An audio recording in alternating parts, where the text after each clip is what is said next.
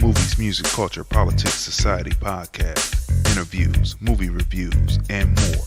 Live Sundays at 5:30 p.m. on Facebook at Crazon Dion. Hey everybody, this is Lunell, the original bad girl of comedy. I'm here at the Link Promenade in beautiful Las Vegas, Nevada, and you're watching the film review. What's going on, people? This is another great episode of the film review. Yes. Movies, music, culture, politics, and society podcast. And do we have a great show for you today? A great show. That's right. Today we're going to have none other than David A. Arnold coming fresh off of Fat Ballerina on Netflix. Yes. We're going to have him. We're going to have on the 630 block, we're going to have Milton Allen. He is a peer counselor and he's talking mental health, and he's from Metropolitan Hospital in NYC. Brooklyn Standup, you know what I mean? And then we're going to be talking about hashtag Black AF. That's that new show by Kenya Barris. Yes. And it's a little controversial about that show, right? And then, so that kicks us right into the blurbs, and everyone on the line, stay on the line. We're going to bring you up in just a second, okay? So we're starting in with the blurbs to kick off the show. And what is the major blurb of the week? Let's see. America's opening up on May 1st. Yes. Between May 1st, May 15th, right. Maybe May 1st, May 31st, right. Maybe May 1st, June 1st, right. Maybe June 1st, July 1st, maybe July 4th. Well, heck, in Florida, right, a couple of the beaches are opened already, so... Already open. Right. So we're going to be seeing how reliable people are. Right, during this COVID-19. You're going to still wash your hands? Social distancing. Social distancing. Are they going to, practice that? Right. But you know what I think? I think there's going to be some selfish people. Like when the casinos open, you know how people like to, slide people a little something to be able to pass through the line. I think that's going to happen, and then people aren't going to be. Like what they should be. Right. What do you think about that? I mean, well, during the social distancing, how many times did we see, like in the supermarket, like people would like cough or sneeze, without covering their mouths. So we just hope that once the states are open back up, people will be more, respectful towards each other, so we can help fight off this coronavirus. Yes. So, let me tell you, though, I think it's going to be one big fiasco, though. I really do, because some people just don't follow instructions, right? And that's why certain places are in trouble like they are, right? Okay. And this coronavirus has caused people, COVID-19 has caused people to be on the inside. Okay. Watching a lot of television, right? A lot of Netflix, a lot of different channels, which brings us to our first guest today. Speaking of great comedy. David A. Arnold. Yes. He's a writer, producer, comedian, actor. You might as well say director too, producer of Fuller House on Netflix, writer on Real Husbands of Hollywood on BET, writer on Kelsey Grammer's Partners on FX, writer on Meet the Browns and House of Pain. Now he's with us, fresh off his hit comedy special on Netflix, Fat Ballerina, executive produced by Hollywood heavyweight, Hollywood powerhouse Kevin Hart, and tour de force manager Dave Becky of Third Arts Entertainment with Manor House Entertainment. Again, ladies and gentlemen, without further ado, without any pre-test, We have on the line, ladies and gentlemen, David A. Arnold. How you doing, David? Can you hear us? What's up, man? That was the longest introduction that I've ever heard. Like, I was like, who is he talking about? I said, I didn't know none of this stuff. You didn't know. That's fantastic. Yeah, thank you for calling in. We watched your special, Fat Ballerina. Yes. You know what I mean? Many times. Many times. Someday you're the bug. Someday you're the bug. Someday you're the windshield. Hilarious, yes. right? Thank you so much, man. It's so funny when you said, I guess we could throw director in here. That would be true. That special, it's done really well. It's doing really well still. And of course, in part due to the lockdown and everybody being at home, and people are watching it multiple times. But what's great about it is that I actually produced that myself, and I actually was involved in the editing and the directing of it as well. So yeah, we're gonna get to all I that. thought about that until you actually said it. Yeah. That's great, man. I'm glad you guys watched it. I hope you liked it. Oh yeah, absolutely. We're gonna get to all that because I have questions for you, right? I have questions for you because first of all, the Cleveland skyline. It's something about coming from Cleveland, Ohio. That Cleveland, Ohio loves where they come from more than I would say most. Because I watch a lot of comedy specials, and we come from Cleveland, Ohio, right? And we watch a lot of comedy specials, but to open up, that's how I'm talking to you about it. I'm talking to you about it. Matter of fact, people, you can see us live right now on YouTube on the Film Review Life channel. Also, we're on a certain social media site that doesn't need advertisement, but we're rolling live there now too, and with perfect streaming. And of course, we're on Blog Talk Radio where you can hear us, right? Then you'll see all the replays on Spotify, Google Play, all of the podcast platforms. We're on them. All right, so back to the Cleveland skyline, opening up with the Cleveland skyline and then using kind of like a drone shot or maybe After Effects to cut over to the improv. That was nice. Improv sign on the west bank of the flats, right?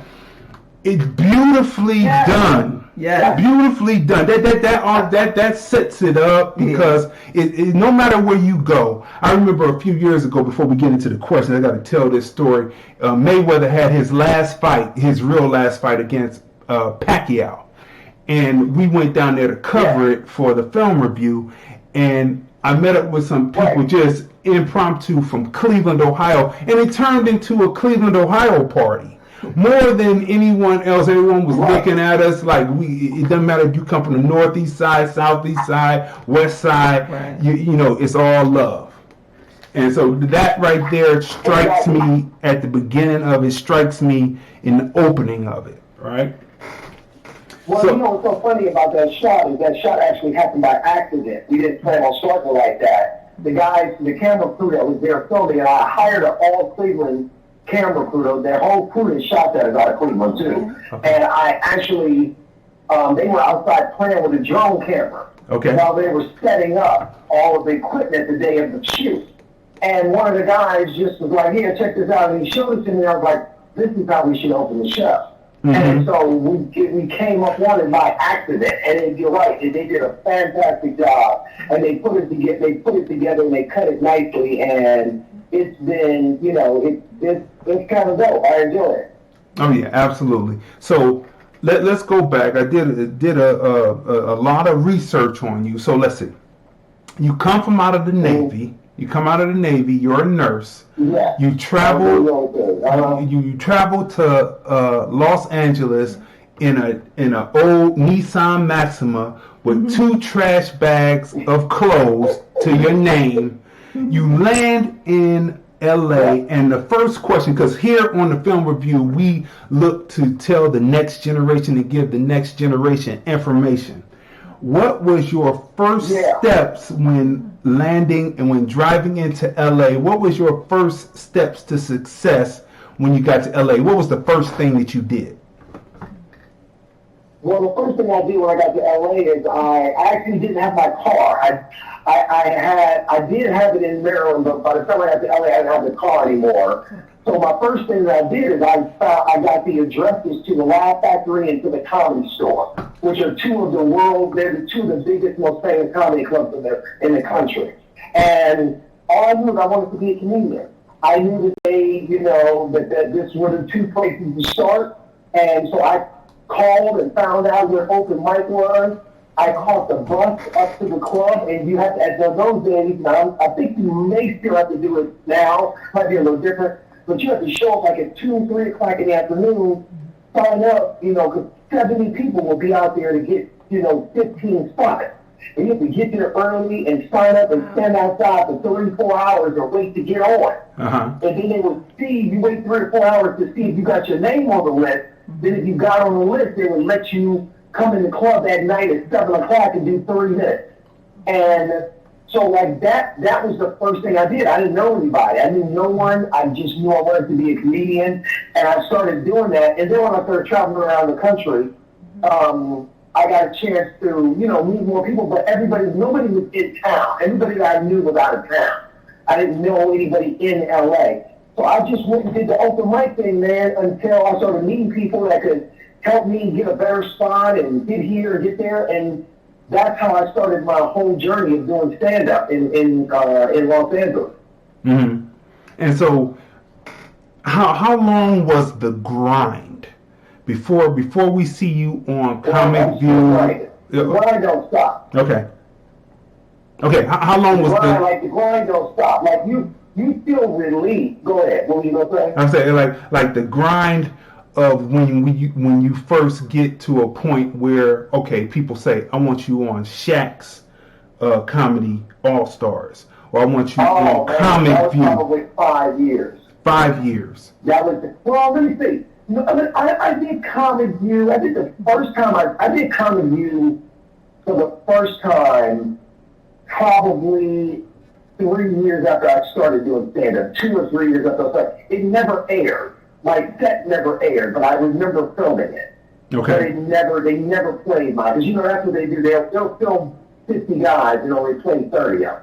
That's what they did back then. So the first time I did something might have been 2 or 3 years into doing stand-up. The Shaq thing didn't come till 5 to 7 years in. Mm-hmm. And so what I did was I just started going to one thing I did is I performed everywhere I could get up. I mean, every comedy club. There's the Ha-Ha, there's the Comedy Union, there's the Ice House. Then there was the Hollywood Park Casino. There was a lot of other places that did comedy that weren't comedy clubs that had comedy nights. Mm-hmm. And I just grinded on the Los Angeles comedy circuit for years, just doing stand-up.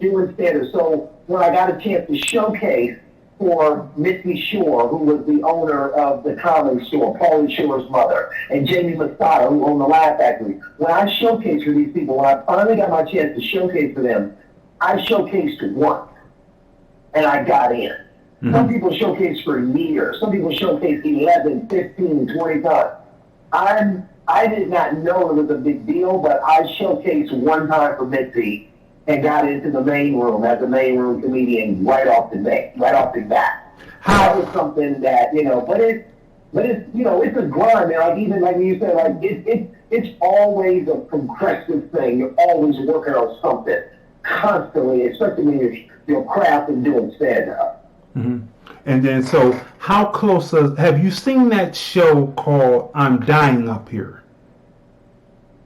It's a I think I was on that. Yeah, on Showtime. On Showtime. Oh, no, the TV show. You're talking about the Showtime show. Yes. I have friends on the show, but I have not seen the show. Okay. I heard about the show. Because I wanted to see how close to that, what is being produced in on that particular show, is how close it is to actual stand-up life.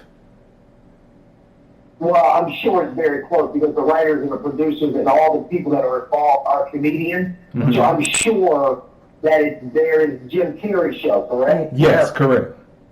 Isn't Jim Carrey in that? Yeah. Yeah. Yeah, I'm sure it's probably very close. I mean, I don't know what things in particular struck you, Like if you have more examples, I can tell you. But stand-up is one of those things that I was talking to a friend of mine, Tony Roberts, today.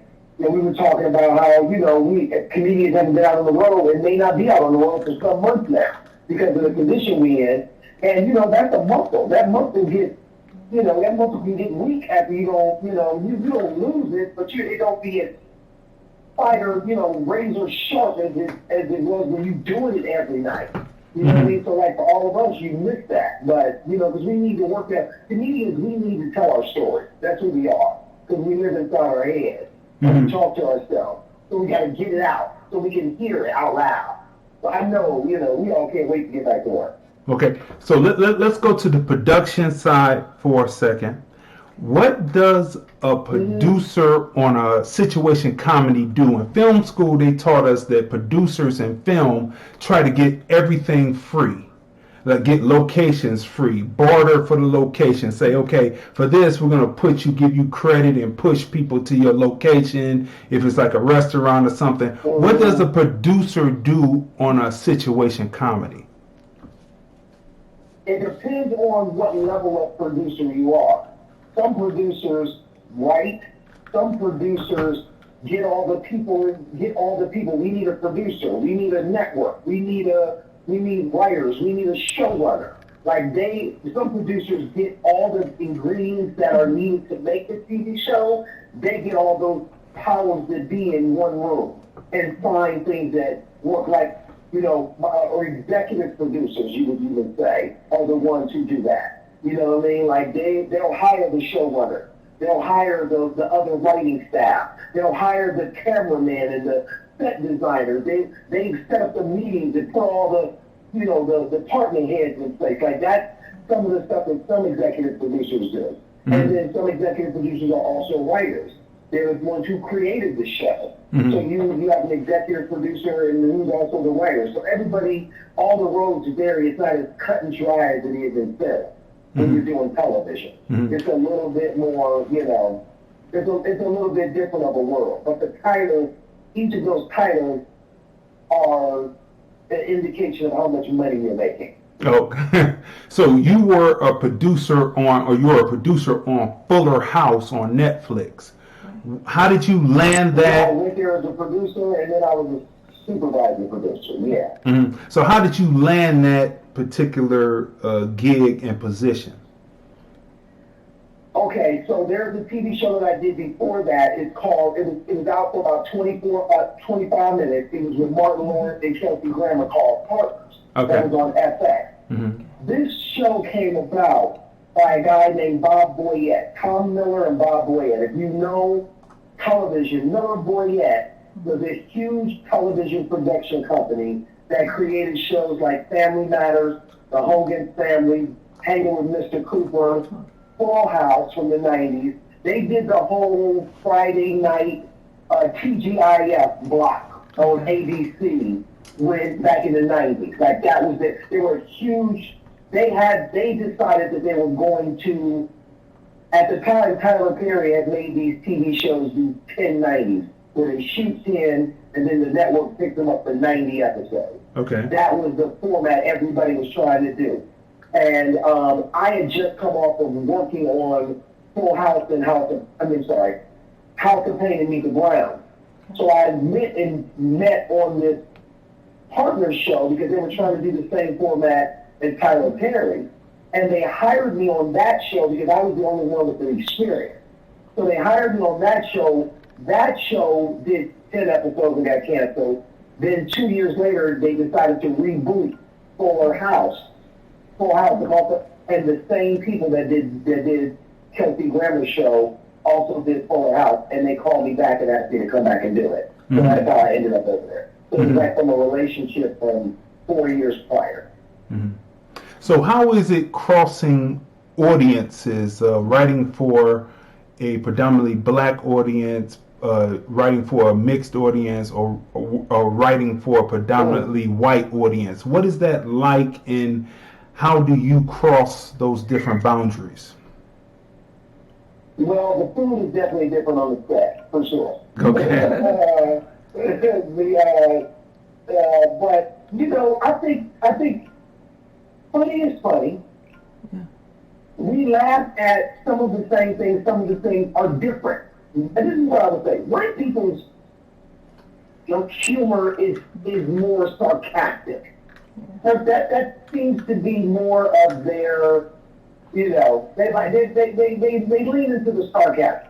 Black people hit you right in the face with jokes. We're very cool. You know what I mean? So when you do it, especially when you're doing stand-up and you're doing it for everybody. I think when I'm on tour, my audiences are very mixed. Everybody's there. Mm-hmm. And I think it's because of the content that I do. Mm-hmm. So the biggest difference is it's like playing for a different band or going and work. You find out what's hitting over here. Well, this is what they respond to. Oh, they respond to these kind of jokes. My first season at Fuller House, I sat quietly for half the season, listening to the way that they tell jokes, the way that they speak, what they think is funny, how they do it here. Because I'm funny, I'm going to catch on to it. Mm-hmm. You know what I mean? And so then I can do that. Whereas when you're doing Meet the Browns, Out the Pain, Real House of Hollywood, that's a little bit different because that's, these are your friends, it's right up in that, it's home, it's being home. So it's a little bit different, but neither have been a challenge for me. I'm working on a Nickelodeon show now. Well, I was until we got shut down. With some of the writers that I worked with on Fuller House. They asked me to come work with them on a Nickelodeon show. That'll be coming out next year. So it's the same thing. It's predominantly white show. I'm the only black writer in the room. But it doesn't, that don't bother me because I'm funny to everybody. I can be funny anywhere.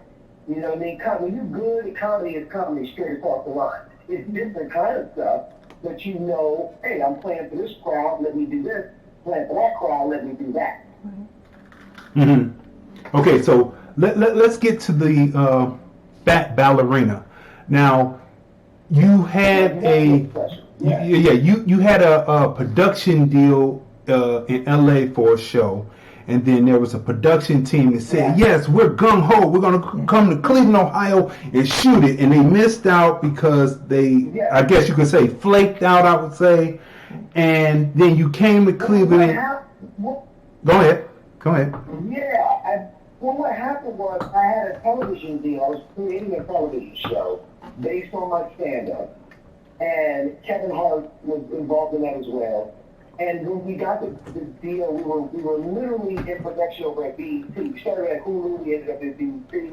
We were in the production deal. We were literally like putting together the scripts for the show. So a production company knew that I had my own TV show coming out, so they wanted to do my special. So they were like, you got a comedian who has a TV show, we got to give this guy a special, and anybody will pick it up.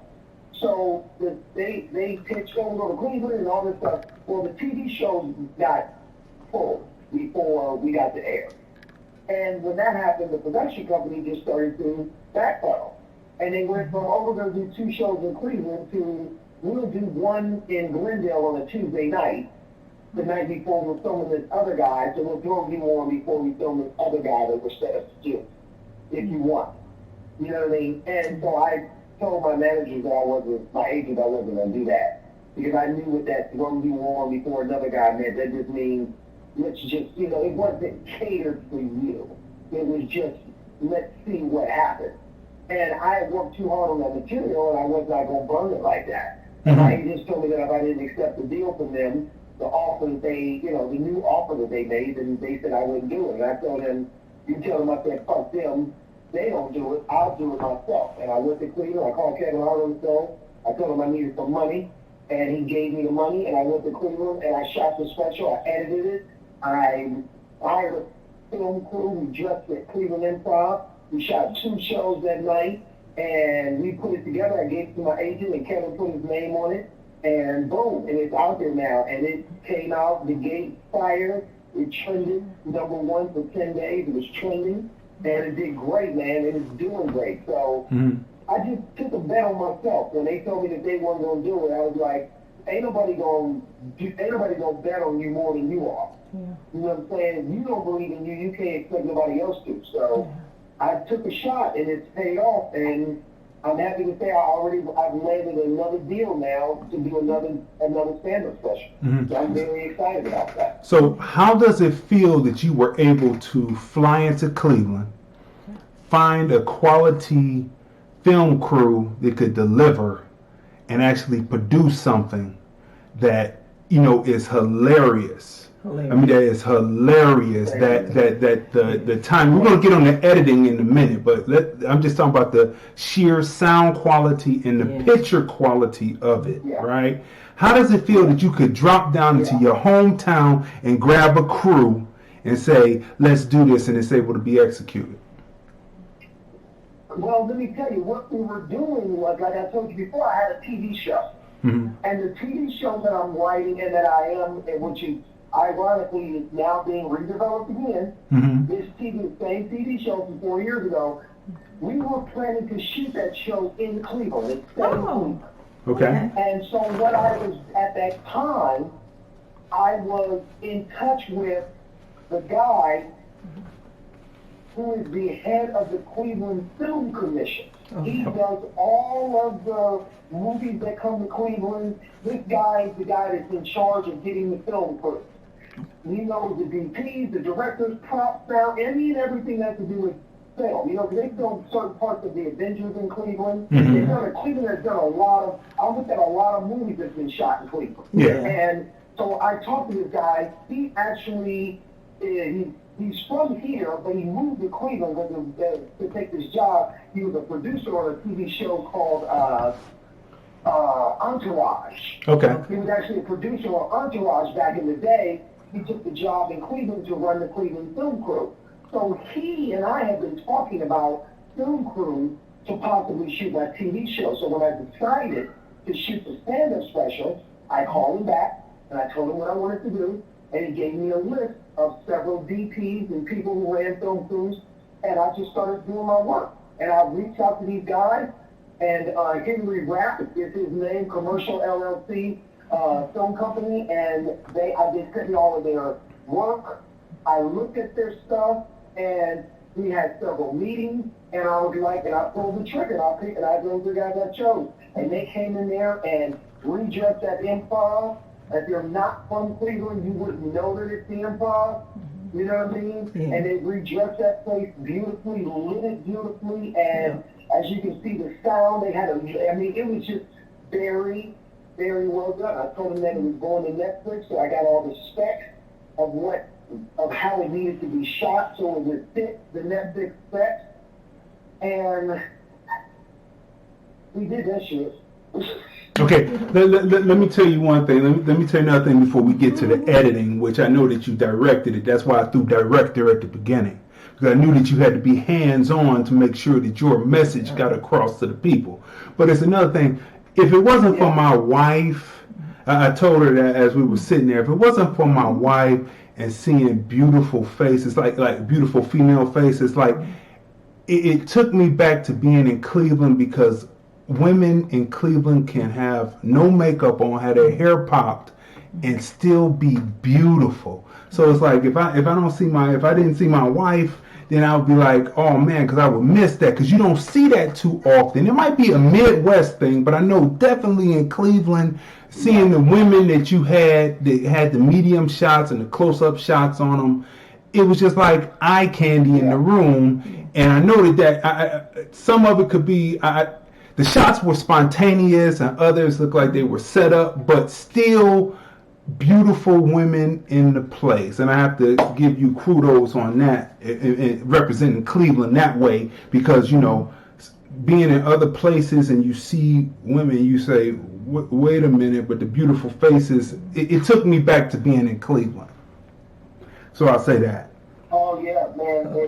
One of the things that a friend of mine who I'm doing my next special with, she said to me, the audience looked like a real audience. It looked like real. And it was. We didn't, like if you look at a lot of specials that are done, they plant people. as well. Don't get me wrong, they're laughing. They're not hired to laugh. But there's an audience, they have an audience crew person that will make sure we have, you know, nice and even in every aspect. You know what I mean? Whatever that is, you know. They do it. We didn't do that. We fed the people. A lot of people, I get a lot of jokes about the old lady that's sitting in the front row. Oh, yeah. Who looks like she is, this is what's hilarious. This woman has become, it's her, and then there's a woman in the middle of the room who has the biggest scowl on her face. Just looks like she mad at the world, right? I've had so many people screenshot. They pause the camera and go up and take a picture of the old lady to the left and that lady sitting in the back with her hand on her face that looked like she pissed off. Yeah. And they send it to me going, what did you say to this woman? Because these are real people. It's not like an audience that knows, oh, we're on camera all the time. We can't be, you know, scowling and shit. But when you were telling... You have the... When you were telling the joke about your uncle and being 107, and then the camera cut to the wide angle of her from the side view, and we're looking at it, I'm like, she does not. She was like, people start looking at their own mortality then when you started telling jokes like that. It was so funny to me. I was cracking up. Like it was hilarious to me when I saw that. But she had a great time actually. She came up to me after the show and just wouldn't stop talking about how great of a time she had. You know what I mean? So like it worked, man. That show, I'm proud of it because it was my answer to somebody telling me no. Okay. And I did it myself. And you did I it went yourself. home and I did it. And that was the thing. Because I could have very easily said, okay, and went to Glendale up the street here in LA and got what I got and hoped it was okay. But I decided to do something different. I wanted to do what I wanted to do the way I wanted to do it. And I'm glad that I did it that way because it's worked out to be fantastic. I interview a lot of comics and they say that they can't really see the audience because of the spotlight. The way that was lit in there, or in general, like, do you remember seeing the faces, or is it after you watched the footage back that you saw that this person looked a certain way or that person looked a certain way, or were the lights blinding? Yeah, I couldn't see nobody when I was filming. I mean, if you were very close to the stage, like the older lady that was right there, I could see her. She was off to the left a little bit. But anybody in front of me, unless you were in the very front row, second row and back, I can't see nothing. It's all light because the lights are blaring down on you. So that's a whole different, you know. Okay, that's a whole different experience. So now the editing of it, the editing was so concise and precise on it. The mixing of the sounds of the laughter and changing scenes, and I could see that you took some jokes and put them out of order to tell a better story. Let's go into the process for people who want to edit comedy or just edit film in general. What were the steps? What did you look at? And then I have a follow-up question of that. What did you look at and say, okay, this is going to go first, this is going to go second, this is the midpoint, and this is going to be the close? How did you decide that? By the energy. I could tell by the energy. We did move some stuff around. It was 2 shows cut into one. A large percentage of it was pulled from, I think, I don't remember. I'm lying. I know it was one or the other. I can't remember. But, like, you want the show to have a progression. There was a big debate on whether I should have ended the show on whether I ended the show on Cut the Grass, the story about my father. Right. But I didn't do that. I wanted that to be in the middle, and then I wanted to switch over to some edgier stuff in the second half of the set. So, I mean, it was all about the energy and the way that it flowed. You know, but it wasn't, when I shot it, it was only a couple of bits that I really moved. If everything else, 85% of it kind of flowed out the way that it came out. Mm-hmm. You know what I mean? But there was a couple of bits or moments that I moved around, but for the most part, it all flowed out as it organically came out. And I mean, you know, I'm like I said, I'm happy with it. I had an hour and 20 minutes of material, Mm-hmm. and I had to cut 20 minutes out. Mm-hmm. So I cut 20 minutes out, and I'll probably use that in my next special. Mm-hmm. So, you know, what I like, because I watch a lot of comedy, and I've interviewed a lot of comedians, and I noticed that the comedian will have the joke about the grass, and then that is what they close with. They wrap back around to get the audience to laugh, and they say, "Good night, I got you on that. Good night."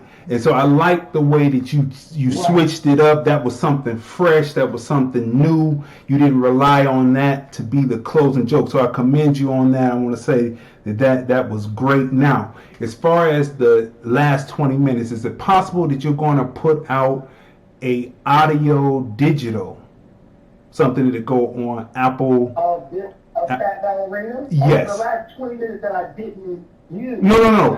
The whole thing. You know, like how Eddie Murphy's Delirious, when you listen to the album, he had material on there that wasn't, he had some of the same material, but what was on the DVD or back then the VHS was different than what was on the album. It like 20-something difference, like he would say. You know why that is, though, right? You know why that is. That is because what you're listening to is, when you listen to one of those things, one of the Delirious in the Red Suit is filmed at Constitutional Hall in D.C. Mm-hmm. The one that's in the album was filmed at Constitutional Hall, but it was a different night. Oh, okay. So you hear the same jokes, but you hear a different. Like if you were to watch my raw sets from that night, what you would have seen was me do an hour and 15 minutes the first show, maybe an hour and 10 minutes the second show, and while 80% of it is the same, 20% of it is not. So that's why you hear something different in the television version than you do in the audio version. Because in the television version, they probably only had an hour slotted for that special. In the audio, you can put all hour and 20 minutes out, so you're going to hear it roll out a little bit different. That's why. So like all of the stuff that I didn't do on that special, I won't release and I will release it on my next stand-up special. I'm going to take some of that stuff that I didn't do, and I'm going to put it towards my next hour that I'll be working on as soon as I go out on tour, as soon as the country is back in a condition where we can tour again. Mm-hmm. So, but are you going to put Fat Ballerina out as audio digital on Apple? Once it's done at Netflix. It has a 2-year run at Netflix. Okay. So once it's done there, then we will take it and they give it back to me. That's another great thing about this Cross situation. I own my material. Okay. I get it back in 2 years. So yes, I will then at that time take it and go. You know what I mean? And take it and put it out on a digital platform where it can be, heard, because by that time, hopefully in another year and a half, top 18 months, I'll have a new special out. Mm-hmm. So people who will hear this new special, because it'll be out on an even bigger, it'll be out on a platform, but it'll be bigger, it'll be more advertised, because this one that was done was only done by word of mouth.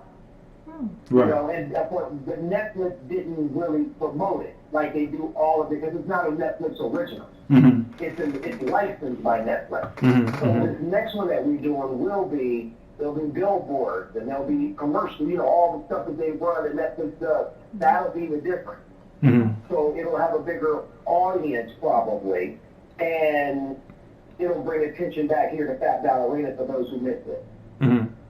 Now, so how long does it take for you to, because I checked out your YouTube and I heard some of the jokes, to put together a 45-minute to an hour set, how many years does that take to get the material that you're going to say, I'm going to use this, I'm going to scratch that, I'm going to put this together, and this is the set that I'm going to take to do a new special. How many years does that take, or does it just take months? Well, it depends on what, like, this is the good news. The good news is,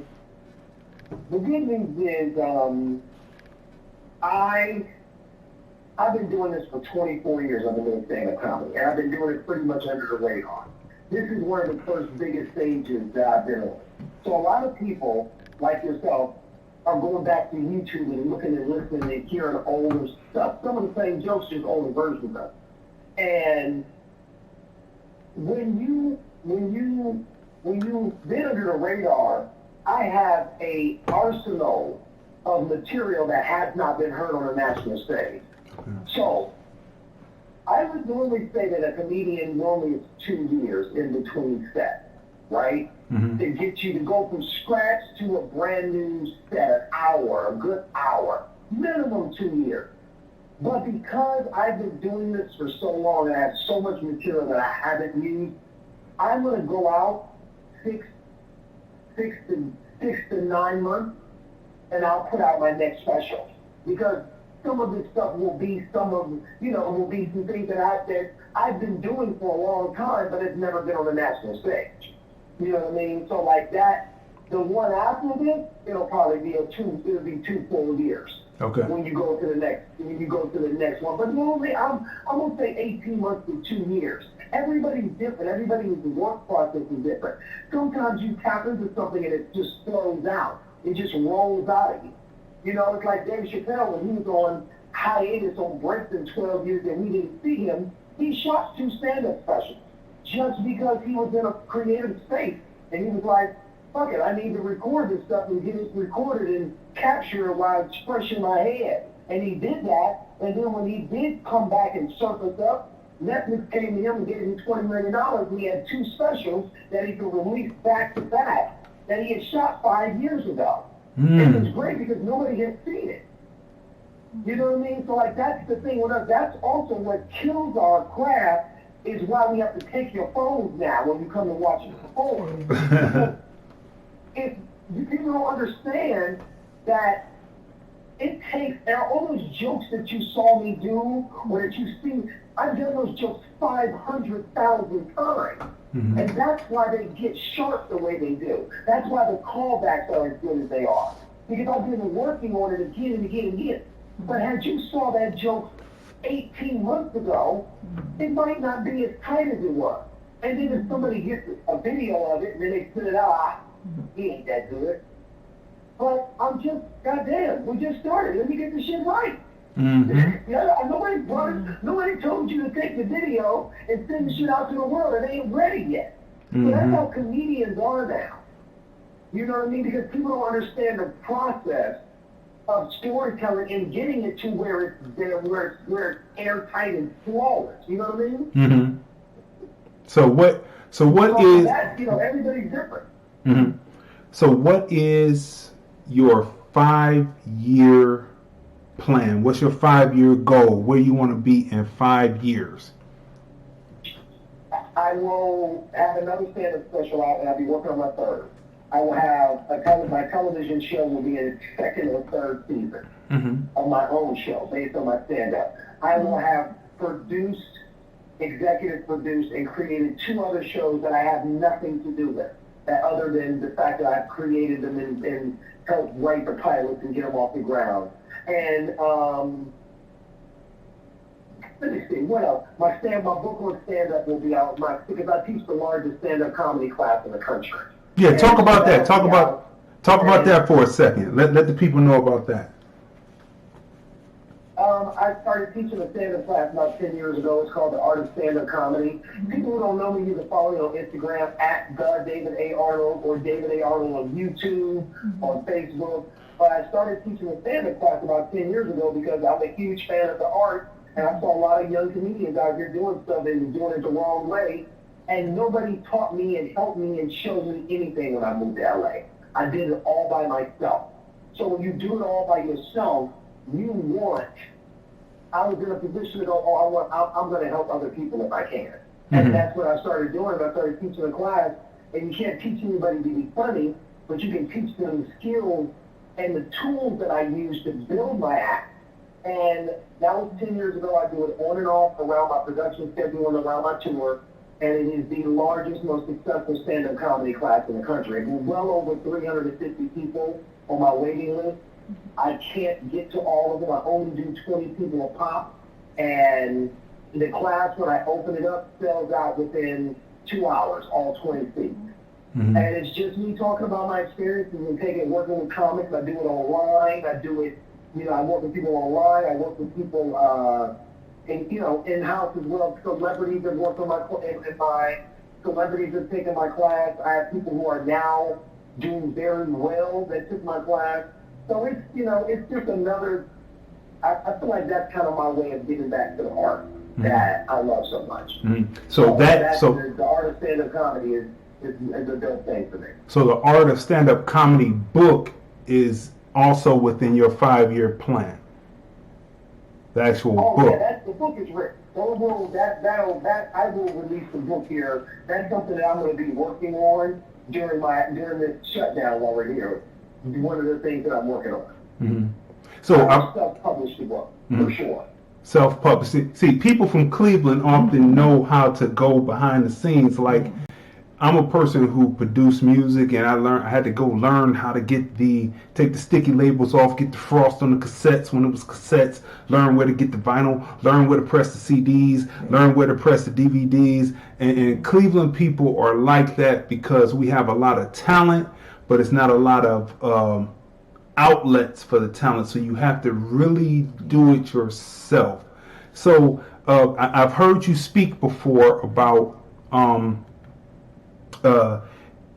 comics doing something that they shouldn't be doing. What is one of the top things that comics, when they first come out to LA, that they're doing that they shouldn't be doing that's pretty much a waste of their time?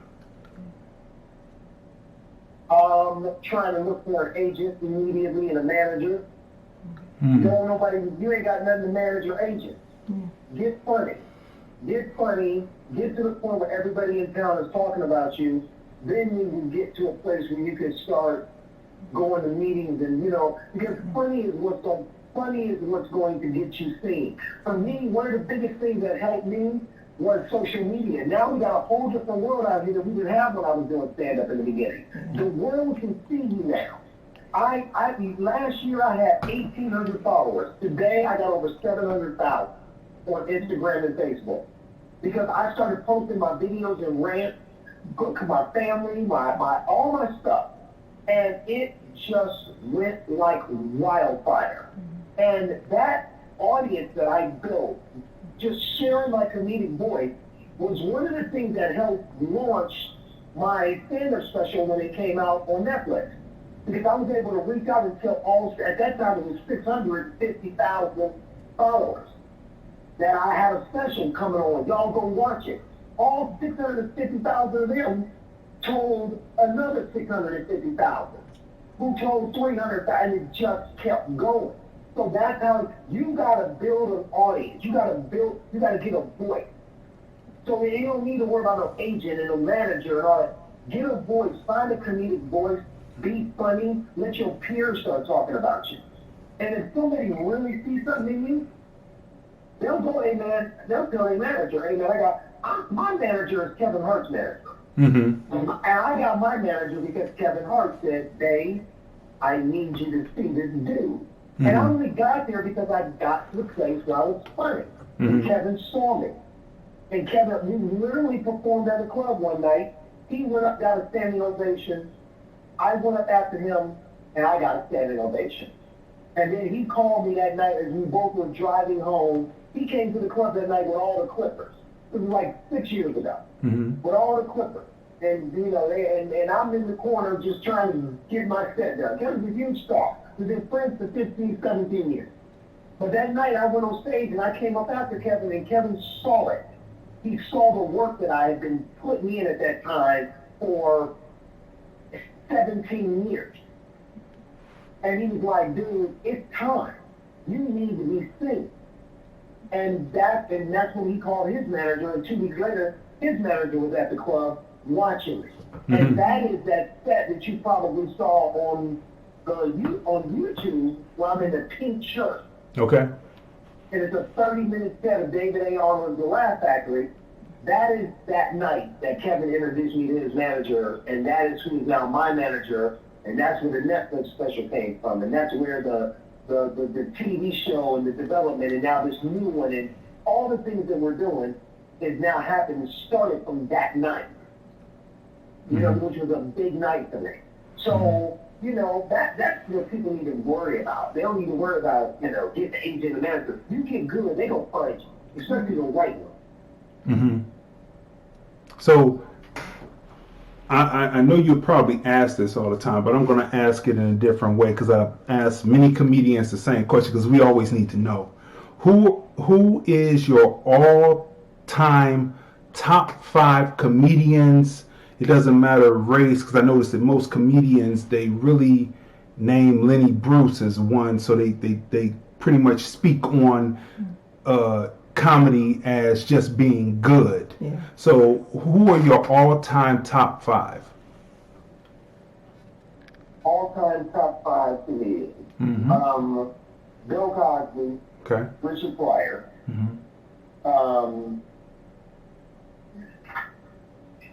Bill Cosby, Richard Pryor. Jerry Seinfeld. Okay. Is one of the best storytellers to me.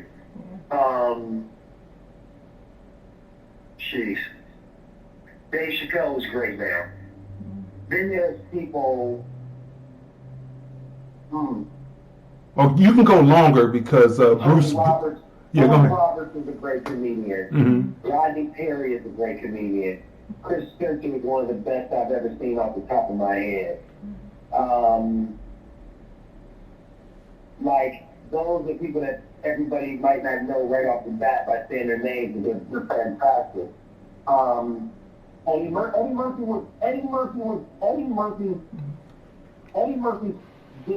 Murphy to me did one of the most perfect sets ever. Delirious was probably one of the most perfect stand-up comedy sets I've ever seen. He only did 2, really. He did 3. He did Comedian, which was the album that only came out as an album. But like when you look at comedians and bodies of work, when you look at somebody like Bill Cosby, who spanned, like to me that's a comedian whose work spanned years, who was able to be funny in every decade of his life. 20s, 30s, 40s, 50s, 60s, 70s. You know what I mean? Seinfeld, who's been funny, who walked away and came back 20 years later and was able to find a new voice. You know, Richard Pryor, who was funny over decades. Like, to me, that obviously Lenny Bruce and George Carlin are also those, you know, it's all Ellen DeGeneres. Wanda Sykes is incredible. Okay.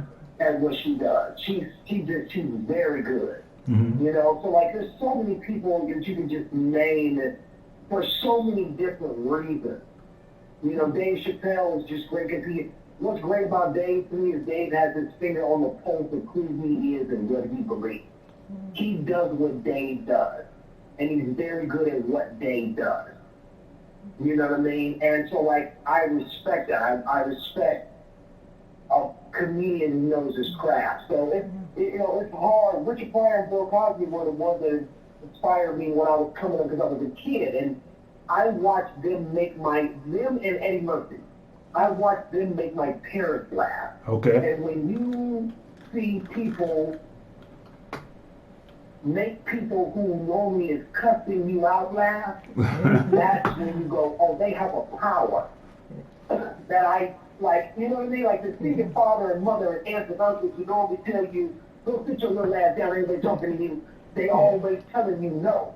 They just voice the discipline. To see these people reduced to laughter was something that I had never seen. And the only people I saw do that was Eddie, Bill, and Richard.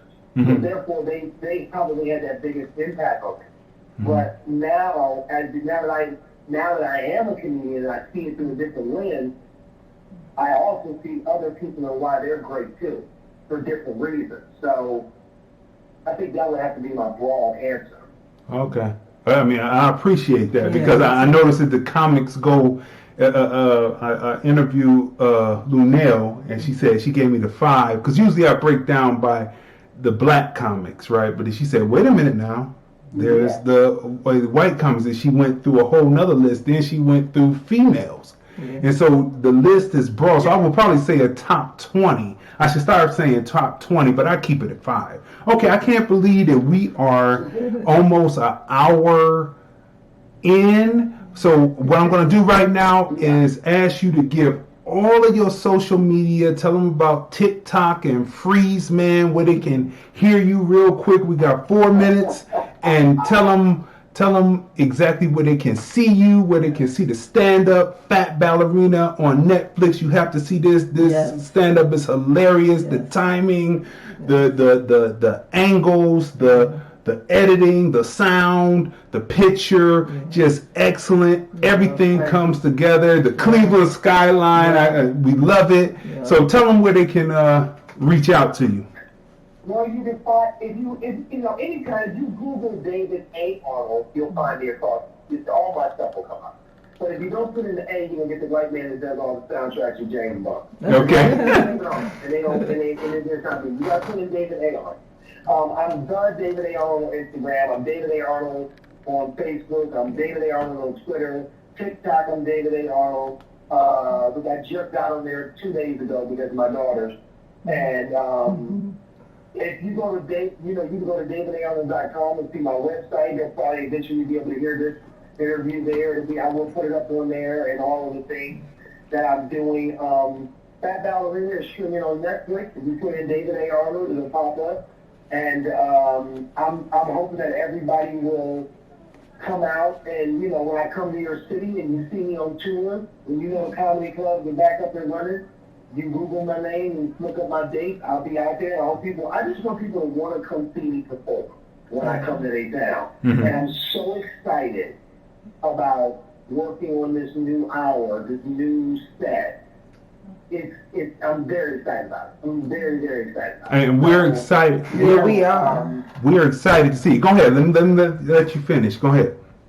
Yeah, and that's it. I'm developing I'm redeveloping the television show that we were working on 4 years ago. It's got new life in it because the new partners that me and Kevin Hart have come aboard now to do my special is also developing my TV show. I'm not going to say who it is, but I can tell you that she is a powerhouse. Okay. And she's now on the team. So it will be her and Kevin Hart presenting my next stand-up special as well as my television show. So we'll see what happens and win it all, but I'm just excited about everything that's to come. And I just ask people to follow me and reach out. And I went live today with my mother on Instagram, and it was phenomenal. I'm going to post it on my YouTube page, which is also David A. Arnold, and you can go there and see all my old stand-up. But I'm about to start posting some stuff on YouTube that'll be longer form content, kind of like talk showish kind of stuff that I'm going to do while we're in quarantine. So I can have a way to talk to my fans and continue to keep my chops up and keep my comedic voice out there to everybody. So please, they can look for that very soon. And, I'm working at it. I'm very happy I'm trying to make the best of this time that I'm here with my family at home and, just be productive while I'm here. Well, we appreciate you and your ability to tell stories. Top notch. That's 10. We're gonna rate it right now. I already said sound quality 10, angles 10, the image, the picture 10, the delivery, the pacing 10, the movement along the stage, interacting with the people 10 as a comedian. We loved it. We enjoyed it. The storytelling team. The story, and we enjoyed it. We loved it. We look forward to seeing what you're doing next. We want to see you in movies. We want to see you go all the way to the top because you are from Cleveland, Ohio, and we know that work ethic because we push hard. And so we want to say thank you, and we appreciate you calling in. And hopefully once this all breaks, we can sit down with the lights, camera, with the mics, and get an on-camera interview with you. We look forward to your tour also. 100%. So we're going to. I'm looking forward to it. I really appreciate you guys having me on. Oh, thank you, and have a great evening. And bless you. God bless you and your family. Y'all, thank you very much. Y'all be good now. Thank you. You too. Okay, bye-bye. Bye-bye. All right, people. That was David A. Arnold. Yeah. Fat Ballerina. If you haven't seen it on Netflix, you have to see it on Netflix. And now we're moving right over, people. We have our next caller on the line. I told you we had a jam-packed show tonight on the Film Review, Movies, Music, Culture, Politics, and Society podcast. And next up on the line is Milton Allen. He is from out of New York City. He is a peer counselor at Metropolitan Hospital, NYC. He's an author of 3 books, Walking in God's Path Towards Your Destination, Volume 1 and Volume 2, and The Real Purpose of Networking. He's a blogger, and he is a Christian. Ladies and gentlemen, coming to the phone lines right now is Milton Allen from Brooklyn. How you doing? How you doing, Milton? Hello. Can you hear us? Hey, how you doing? Good. How you doing? Good. Yes, I can hear you. Now, let me tell you how I hooked up with Milton real quick before we get into seeing how you're doing and everything.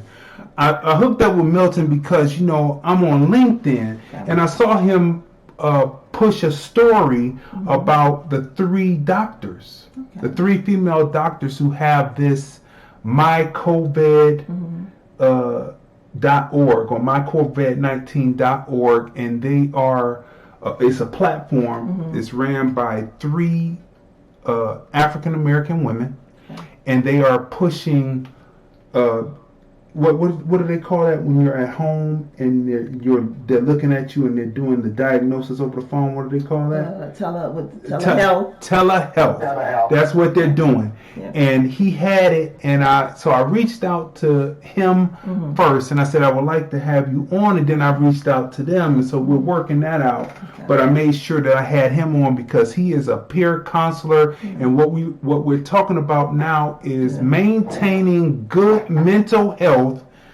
during this COVID-19 pandemic. COVID-19 coronavirus, while you're having cabin fever. So first of all, Milton, how are you doing? I'm doing good. I'm still, at home. I'm fine ordering, staying home.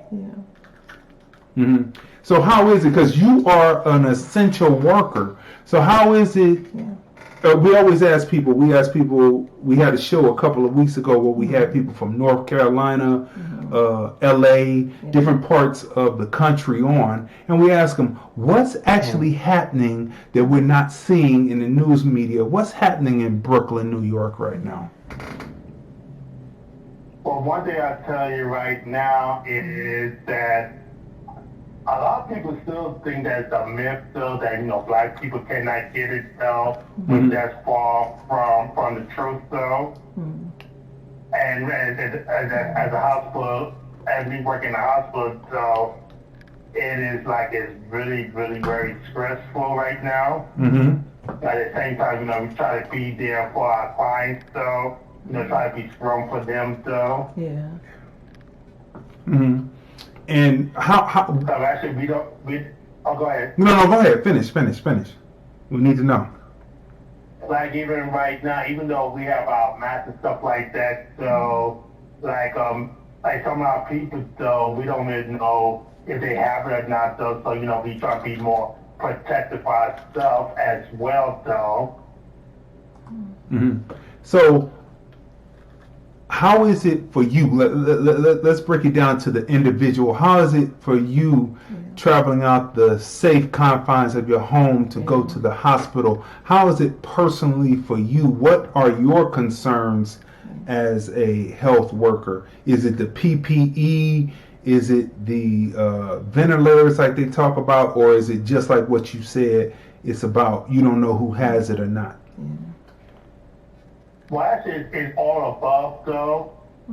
But mostly, like with us, though, beginning, though, when this first happened, though, they really had no mask for us, though. And they did give us one, though, you know, you have to wear it every day with those masks. Once you wear it, though, after the day is over, you're supposed to throw it out, though. It's just not reusable. So now we started, since Governor Comer had requested that we get some more masks, though, but a lot of our employees is also we buy our own masks as well, too. Okay. So let's go to your position in the hospital, which is peer counselor at Metropolitan Hospital in NYC. What does a peer counselor do? Let me tell you what peer counselor. Peer counselor is like I'm a mental health peer counselor because, you know, I have a mental illness diagnosis, though. Oh, okay. So in my position is a peer counselor is a person who have a living experience that can relate with the client, and also we try to encourage them, empower them that they not alone, though. Then also encourage them to follow with their Afrika program.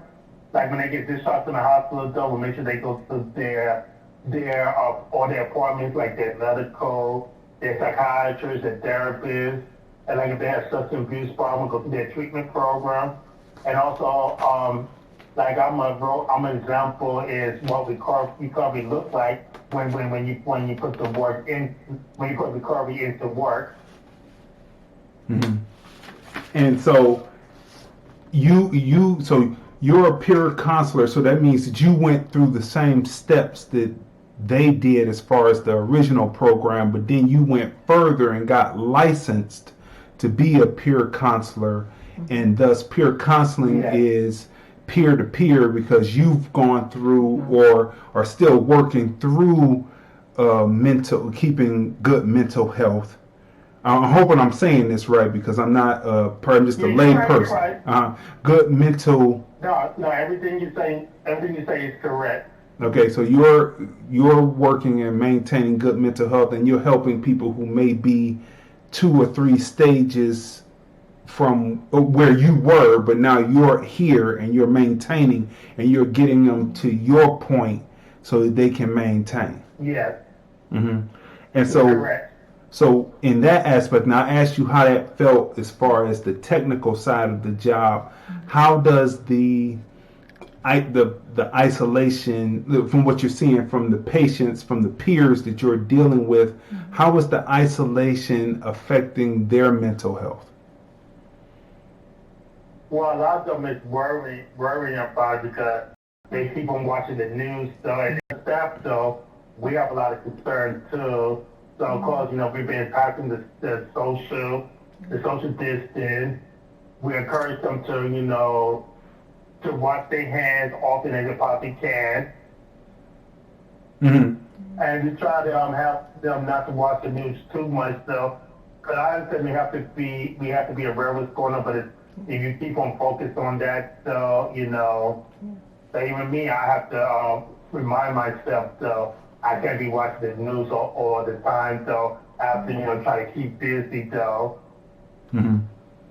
So what are the top 5, you mentioned washing your hands, but what is the top 5 tips that you give people who are anyone, because there's a lot of people who are going into depression because of the isolation of being pretty much shut in during COVID-19. There are people who I believe are going through, and you can tell me because you've studied this, I feel that some of the people who are out there with the rifles, the people who can be out there with the rifles and the guns without being shot down, they're out there saying, we want to be back. And I think that they're suffering a depression or a mental break.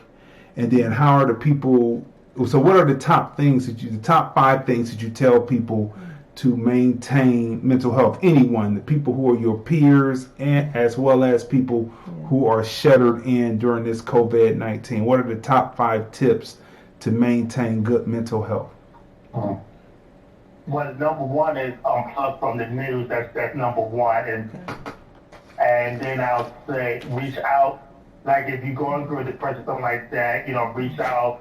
Maybe like a suicide prevention hotline or one the mental health we reach out numbers. Mm-hmm. And then another one I found is getting dressed. So try to get dressed. Be creative. And most importantly, stay connected with your family and friends. So, just because we social distance, that don't mean we can pick up the phone or get online and talk to our people. That's the top 5 right there. Yeah. That's excellent. Yeah. You got one more? And also I would say you can't go outside, try to get some fresh air though. Mm-hmm. Mm-hmm. So tell them where they can get your books. Let me go through the books again. Walking in God's Path Towards Your Destination, Volume 1 and Volume 2, and The Real Purpose of Networking.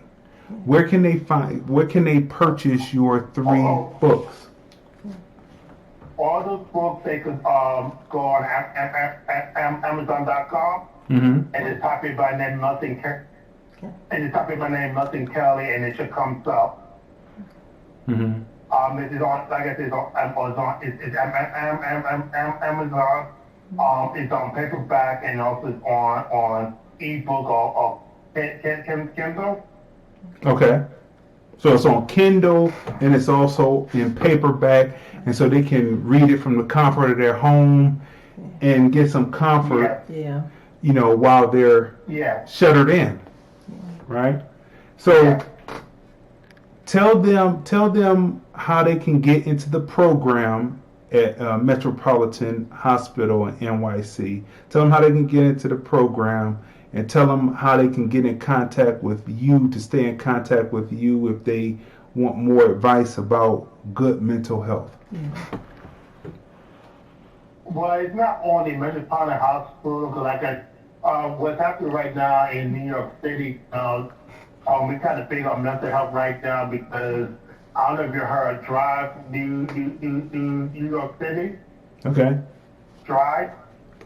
No, I haven't. It's a program that our mayor, de Blasio wife, has started. So she's trying to get some more mental health programs so people can reach out. So.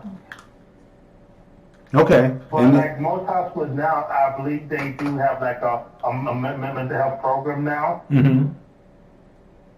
Mm-hmm. Okay, so tell them where they can reach you over the internet.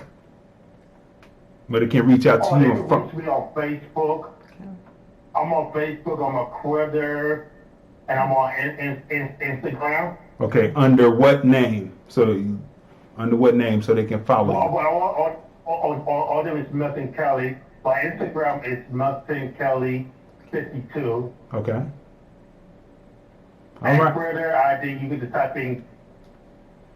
Go ahead. Twitter, you can type in Kelly M209. Mm-hmm. Okay. And I'm also on LinkedIn too. I forgot. I'm also on LinkedIn. Mm-hmm. And that's Milton Kelly on LinkedIn. Yeah. And then your link to your Amazon, to the Amazon page with all your books is right there on your LinkedIn page. Yeah. Yes, it is. So, Milton, I'd like to thank you for calling up. You the information that you gave out is invaluable to the people. It's very important.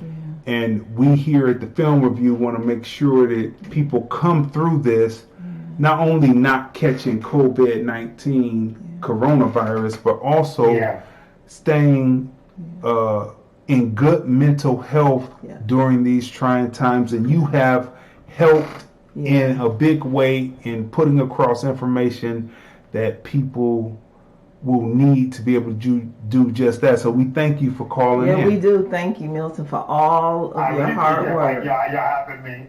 Thank you. God bless you and your family, and thank you for getting us all through this COVID-19. Thank you. Thank you. Thank you. And we will talk again when we have another topic such as this. Yes. But we appreciate you much. Okay. Yes. All right. Thank you, and have a good evening. Thank you. You take care now. You too. Bye-bye. Okay, people. So that was Milton Allen. Yeah. And he is a peer counselor at Metropolitan Hospital in NYC, right? And the information that he gave was invaluable. And I'm gonna have to switch up because I sure didn't do what I needed to do here. All right? I didn't do what I needed to do. And that was this right here. While we were talking, we were so moving on that I didn't do this. So I will put this up now so people will know who Milton is, and then in the replay I'll cut in the image so it won't be any problem. And remember, people, the replay with all the bells and whistles with the music underneath and the boosted, everything boosted, and the intro and the outro will come on the podcast providers in less than sometimes it's less than 20 minutes. Or after we reformulate it and put it back out there, people, so you'll hear it on Spotify, on Apple Podcasts, on all the podcast platforms. iHeartRadio, it's on there, right? iHeartRadio is usually a 24-hour turnaround, but Apple Podcasts usually comes up immediately after I put it up and change the show. So make sure that you stay in for that. So this right here, people, is Milton Kelly, so that you will know who it is. Make sure that you follow Crazy D Film Dude on IG, and all the information is up there. And we have a large IG TV catalog archive, just growing and growing and growing. Make sure that you follow Movie Girl for Life, right? Or Movie for Life Girl. It's Movie for Life Girl, but you can see it there, right? And also make sure that you follow or you subscribe to the Film Review Life channel on YouTube, right? So as we go through, before we get to talking about Kenya Barris's hashtag Black AF, right? Before we get to talking about that, let's do some shameless plugging real quick. Right?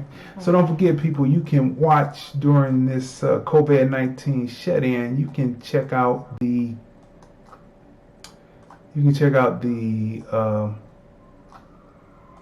first 8 episodes of Crazy D Director, right? You can check out the first 8 episodes of that. That's what it looks like up on the screen. That's on YouTube.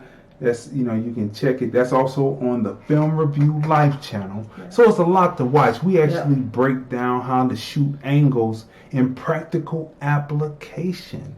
We show you angles. We show you shot sizes. We show you movement of camera in practical application. Right. It's not boring at all because you actually get to see great acting as well as great direction and great direction. That's right, people. And don't forget, people, also we just started a new thing that we call Tales from the Black Ice. That's right, Tales from the Black Ice. You know what I'm saying? You can see that on Instagram. You can see it on a certain social media site that doesn't need advertisement, and you can also see it on YouTube. And we just hit dailymotion.com, right? Under, you can search it, under Crazon Dion, you can search it right now, but soon it'll be changing over to the Film Review. But right now it's under Crazon on Dailymotion, but definitely on YouTube under the Film Review Life channel, right? The Film Review Life channel. Make sure that you subscribe. But this is where I give my daily stories of tales from the Black Ice. Actual events. Yeah, actual events. Yeah. Not tales, Tales, like tales like fairy tales. Right. And not like tales like she tells on everybody, Tells, but tales like Tails, like the people that are within the Black Ice are like at the tail end. They're like the tail end of the dog. They're like the butt of the joke within the Black Ice. Tales from the Black Ice, right? So that's what that means, people. So people, now let's get to another piece, another great piece that is very controversial right now, right? Which is kind of definitely in a segment that we like to call American Black Politic, right? And within this episode of American Black Politic, we're talking about the new Kenya Barris show that's on Netflix, right? Yes. Netflix has a lot of black programming. Right. We also saw this other show that just came on called 100 Humans, and they're doing good. Quite entertaining. Quite entertaining. They're doing some scientific stuff, but it's comical, but yet serious at the same time. Well done. Yeah. But right here, multicultural. That's right. Not diverse, but multicultural. That's right, people. So Kenya Barris has a new show called #Beauty. That is one of the most ingenious things to do, to use a hashtag as a television show. Right. And people are just going to hashtag it. Right. And it's just going to just blow blow up, drop the bomb. You know what I mean? So #BLACK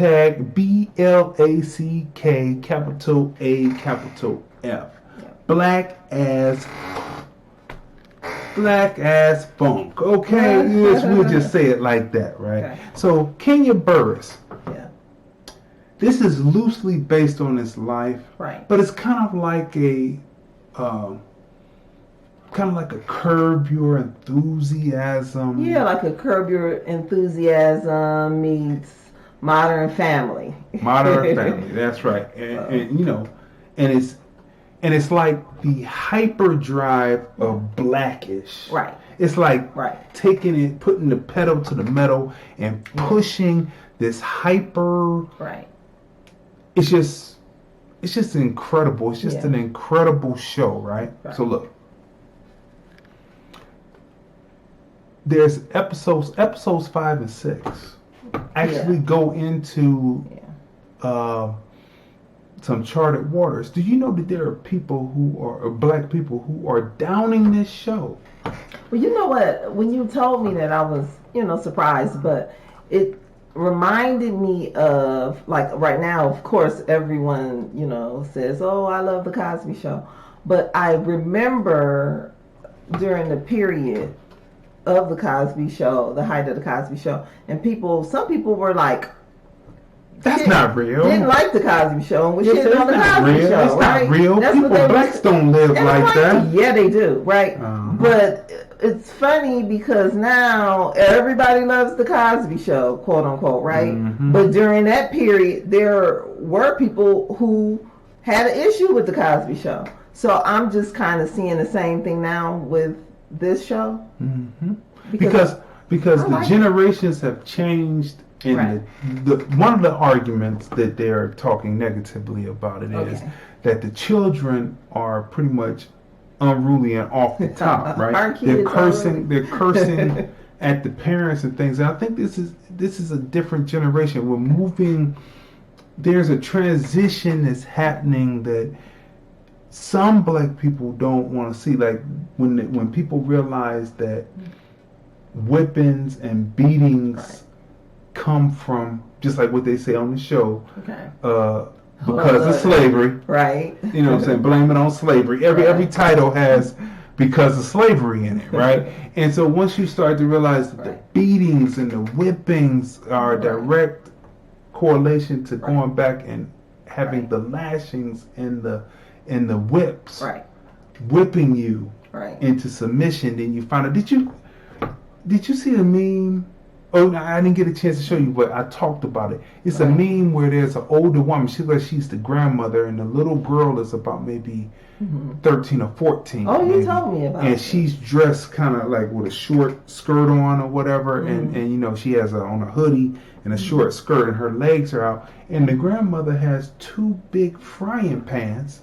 and she is beating this girl with the frying pans. Now, I don't know how old this is, but she is beating the beating the little girl with the frying pans. And, you know, it'd be different if she was, well, it wouldn't be any different, but it wouldn't be good. But she's beating her about her legs, and the little girl's putting her hands up, and she's putting her hood up to try to block, because someone is filming it, right, with their cell phone. Okay. And she's trying to block her face. The grandmother pulls the hood down and is trying to hit the girl in the face. That sounds with like the frying pan, right? Okay. Like, so how far is it from just reprimanding, trying to get a person? Are you saying that if I beat her face up, then she won't be attractive to men, and I won't have to worry about her getting pregnant? Is that the logic? So in this show right here, hashtag Black as Funk, right? Just call it that. You know what the word is, right? Black as Funk. The kids are allowed to be human. And that's what I often discuss with you about. When will black people be allowed to be human?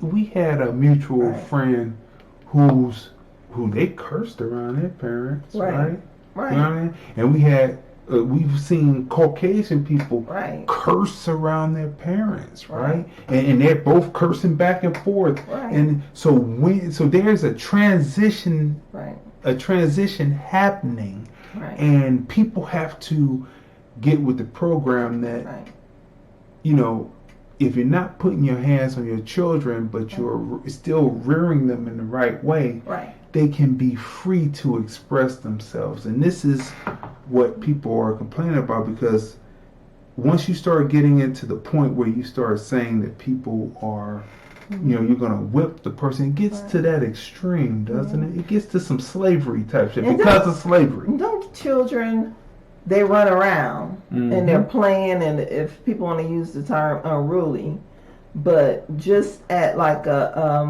when we were at my grandparents' house, last summer, and the children were all running around making noises and stuff. What did the adults do? Okay, stop, time to, stop, calm down.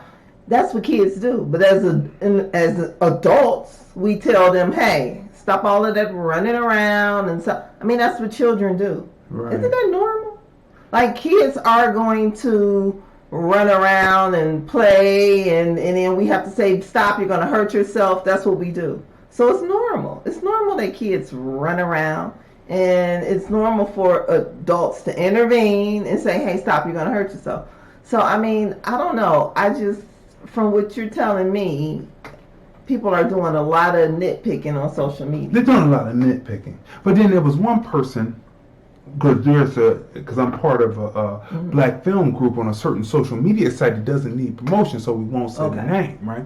And so I'm on there, it's a black film group, and the one person said that it's funny how black people will like Curb Your Enthusiasm.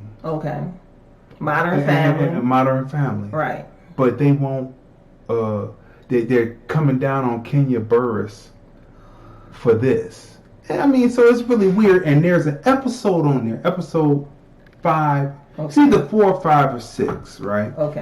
And it's an episode on there where they talk about just that, where the Kenya Burris character, which is a hyper version of himself, watches a film, an early screening of a film, and he and the main daughter, who is producing a documentary about the family. He says, that's why you're my favorite. But then he slips up in one of the episodes and tells another one. But anyway, you have to watch it. But it's on Netflix. And he says that he and the daughter couldn't stand the film. And the mother was sitting there. And she was like, she was laughing and she enjoyed it. And then he gets, it's amazing because he gets the 6 powerhouses on a conference call. right? Yeah. And when you watch it, you'll see who the 6 powerhouses are right now, and they talk about great it. episodes. You have great to watch episode, Yeah. and then something happens at the screening because they wanted him to sit on the panel for a public screening and give his opinion. So you have to watch it. So it's a Curb Your Enthusiasm, but I think that it's better because it's dealing with issues and dealing with comedy that everyone will understand, but it's dealing with something from #BlackIsFunk. Okay, so let's get a cast real quick before we get a rating on it.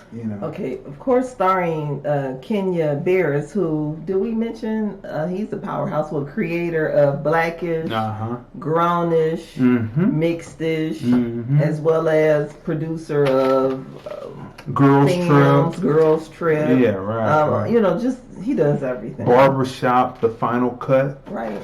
So I mean, he's got his pulse on what makes people funny, and this one is taking you and pushing you to expand your mind. Who else is on? Also starring Rashida Jones as his wife, Iman Benson, Janaea Walton, Scarlett Spencer, Ravi Colbert Conyers, Richard Whitney, Justin Claiborne. Now this is kind of the immediate family, but then as you watch the different episodes, you'll see special guest appearances. There are so many actors and actresses and directors and producers. It's just, I mean... they have... we have to say this. They have Tyler Perry on there. On one of the episodes. On one of the episodes. And it's the same episode where you see the powerhouses. The powerhouses, right? In black filmmaking today, right? Actors, actresses, comedians. I mean, you have to watch it. And Kenya Barris's character is plagued with worrying about what Caucasians think about him and his productions or his people in general. Right. And so that's his character, and that's the character flaw within the character, and so it pushes on from there. So it's something to expand your mind and look at, and if not to expand your mind, it will, but if not, it's to be entertained. And the question is, when will we be able to produce something that just entertains? It may not be your cup of tea, but just keep it moving. It's thought-provoking. It's entertaining. Can I just say, in one of my episodes, I love this, and I talked about it afterwards, Tyler Perry. He said, "I don't give a fuck." That was it. We might as well say black as fuck. That was like one of my favorite episodes. I mean, this show is just great. I mean, we talked about the style, the clothing, attire. So cinematography, because it's shot from, there's a camera crew following the family around because the main daughter, played by Iman, is doing a documentary about her family, and she's self-editing because she's doing this as her senior year project, and also to submit it to get into film school. Is she the narrator? She is the narrator, right? She's the reliable narrator. Very reliable. Well, maybe she's unreliable because she has a certain subjective. Yeah, it's not objective; it's subjective. So she's unreliable, right? And so it's shot from that format, so you'll get angles, but the way that they tell the story with film grammar, that's a 10. The use of movement of the camera, that's a 10. The lighting, 10. The sound quality, of course, 10. Picture, 10. Introduction of characters, 10. Arcing of characters by the end of the first episode or the second episode, or as they're introduced, they begin to arc, and you get to find out who they are by the end of the episode that they're produced. That's a 10. The writing on it, 10. Witty, challenging. It's very challenging. If you think that life is supposed to be a certain way for black people, then you will be totally challenged by hashtag black ass funk, okay? Because you see that it doesn't matter what your economic background is. When you're black, you're dealing with the same bullshit at all levels. All levels, right? So overall, what would you rate hashtag black ass? I mean, I love the writing, right? Thought provoking. I mean, it's funny, right? I love the design, like the home. Oh, the home design. I love the art. They introduce you to art on the show. Also, and speaking of art, I want to see the big bust that looks like the big head that you see the profile of that looks like it's a big head of him, kind of like the black heads that you saw down in what would be the Aztec Indian area, but actually black people were there first. So I want to see if they get to that big head of his in one of the episodes, right? Like the interior design is just like nice. I love the black art. One episode, because we're not going to give everything away. One of the artists that created this beautiful work of art in their home is in an episode, so you get to meet him. And then there's their clothing, like so stylish. Like within episodes, he's changing from different styles of clothing, right? Right. And so I mean, it's very interesting. Keep going though. Keep going. Hilarious. You know what I love too? I love kind of because it's kind of like loosely based on his life, right? So comparing the characters on that show to Blackish, right? So it's like, okay, these two daughters together kind of remind me of the character on Blackish, and the son is that character, and then the daughter has the personality of the one daughter, Diane. So it's kind of nice, but it's hyper. Yeah. It's hyper active versions of what you see on Blackish, and it will challenge you. So what would you give it? A 10. A 10. Because I'm the type, like, I watched Curb Your Enthusiasm, right? Modern Family, right? Like Seinfeld, right? So, and then I watched Blackish and Grownish and which the precursors were like shows from the 90s, like Married with Children. Yeah. Which was really, the stuff that they... was hyper. The content and the subject matter that they had on Married with Children wouldn't pass the censor test. Or an All in the Family or the Jeffersons wouldn't pass the censor test. Oh, no, they today, wouldn't. right? They wouldn't, no. So I love how he says what's on his mind. Because, see, again, I watched the Jeffersons. I love the Jeffersons. I love Sanford and Son. I love how Red Fox just said what the hell was on his mind. Fred Sanford, right? Because Fred Sanford reminded me of my grandfathers on both sides of the family, right? So I loved All in the Family, you know. So I love shows like that, right? So Black, you know, hashtag Black AF on Netflix. Black as fuck. I love the show. Yeah, that's it. I love the show. I mean, it's just for everything you said, and it's like thought provoking. I love the dialogue. It's entertaining. So, I mean, that's what I'll say. So people, I give it a 10 for everything that we broke it down. This is a breakdown. You know, seeing the powerhouses plus the additional powerhouse. Having an interpersonal conversation with him face to face with Tyler Perry in that episode. Right. Beautifully done. That's a 10. You have to watch this. You have to watch the episodes. You will be challenged by this. Right. If you believe that black people are only supposed to be one way, we're not. You will be challenged by this show. Right. Hashtag Black AF, right? Right. So people, this has been another robust. Let's say one more thing before we leave. Go ahead. This whole thing that black people are one way and have one thought process is just... Should be one way, because everybody knows we don't think like a monolith, but we should think like a monolith on certain things. Politics to get over the hump. But right? as far as like and let me say this before you finish. Okay, go ahead. And thinking like a monolith and being able to finally think and be able to be free to be fully conceived and fully recognized as human is what this show talks about. So it will challenge you.